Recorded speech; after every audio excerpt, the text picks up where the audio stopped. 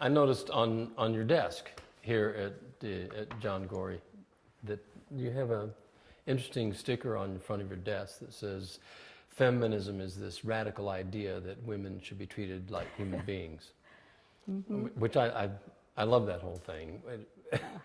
And here we are in 2013.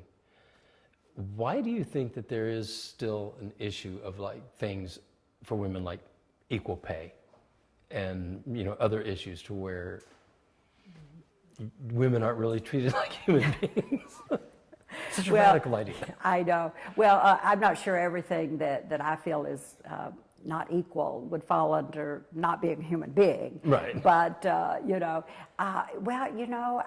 think the general consensus is, especially among men and especially powerful men, is that it's a man's world. It's absolutely a man's world. I will put a little bit to that in that, if a man is very strong and has a will and makes his point and does all those things, guess what? He may be aggressive, but that's okay. If women do the same thing, guess what? They're the big B word, right? Mm-hmm. So that tells me that women are not calling themselves that, so it must be men. Do you think that's ever going to change? I sure hope so, because I have a daughter and I also have a granddaughter, and I know that hopefully they too will have daughters along the way. And I surely hope that will be the case. Women have come so far. I hate to complain because, back when all those wonderful folks were working to even get a vote, and going through much more than I personally will ever go through. And most women, as far as intimidation or humiliation or whatever, but just to think, in all those many years, the subject's still there, Right. One of my favorite people is Sojourner Truth. She was a slave, and when she was a former slave, and she began to speak, and she actually made a talk in Washington. But one of the things I love that she always said is, if women want any more rights than they's got, why don't they just take them and not be talking about it? Wow. See, that says it all. So we, the women of 2013, ought to be stepping out in front. We're here, we're not going anywhere, and just take it. Just take it. When you came to Jacksonville 20 years ago, you were saying the same things. We didn't hear a lot of that in public in Jacksonville until you came here. You really stirred the pot in Jacksonville. What sort of response did you get? Well, actually, there again, I have to go back and say, it was the Jaguars. I'm sure there are a lot of people that don't like some of the things I say or do, or the stance I take, and I've been accused of being in the bully pulpit and, those kinds of things. But I absolutely know that I, coming as any woman here, I couldn't have done what I think I did by speaking out. And the thing I wanted to do, and still do want to do, I want people to say, Delores Weaver can say that, I can too. Just to give permission. Because I think that's what a lot of women are waiting for, is only that permission to do that. Now, it's like the starfish. I will never know how many people that's touched and they've been able to speak out. But I will tell you, at the Women's Giving Alliance luncheon, everybody loved it when I talked about doing some work at our house. And of course, I had contracted the work to be done. I had dealt with the workers the whole time through.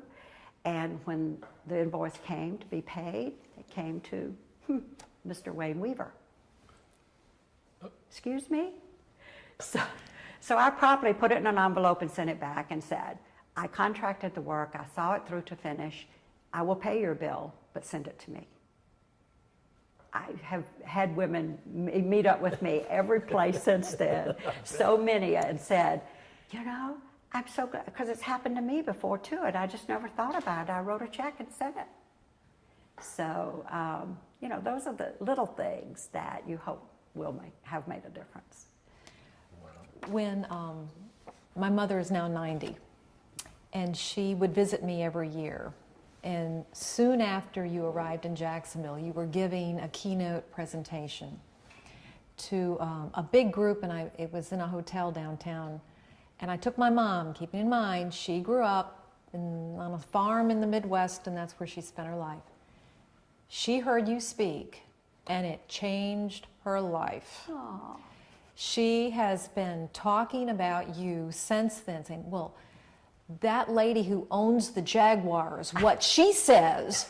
Oh, so I want you to know you did have a starfish in that meeting. Oh, well, thank you for sharing that. That's really sweet. So That's give her a awesome. hug from me. I will do that. I will That's do awesome. that. That's, Yeah. you never know who you're going to touch, you know. And, That's right. well, you've done. Do you ever think that we will ever see a female mayor or a female president? I sure hope so. I sure hope so. There's no reason not, because it's proven that women can handle, you know, very difficult situations. And I think even the women in the military have proven that, because some of the military really thought, I don't want a woman, my buddy, you know, because she's not going to protect me. But that's not been proven to be the case. And I think women, as we talked a little bit about girls and boys being different, you know, women and men are definitely different as well. And I think in some cases, a woman just might handle it even better than a man might. So I really hope, and I really thought, both for the presidency and for the mayor of Jacksonville, I thought we had a really good chance of seeing a woman in both of those positions. And I was all for that. I would have voted for that, did vote for that. But I'm happy at least we broke the mold and have an African-American president. So, and actually a mayor as well. So that's pretty precedent setting in itself. But yes, I think women can do whatever it is that they set their minds to do.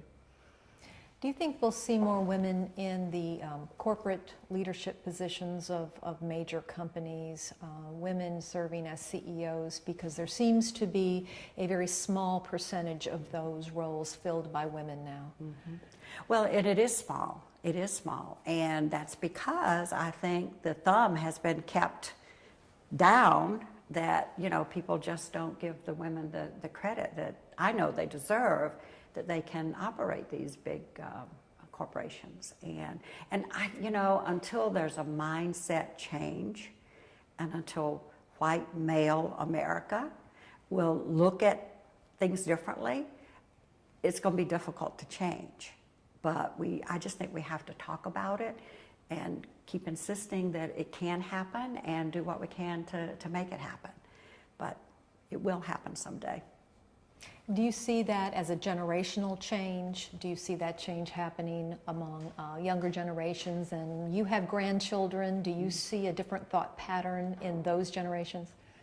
Well, the 10-year-old, I don't know yet, and of course, being a male, but I believe my 23-year-old granddaughter feels strongly about the power of women and the rights for women to be able to be the best they can be and do whatever it is that they want to do. And I do believe that as the generations that are younger, and that I think we'll see more change, because I think they'll kind of stomp their foot and say enough's enough already, and be like Sojourner Truth was all those years ago.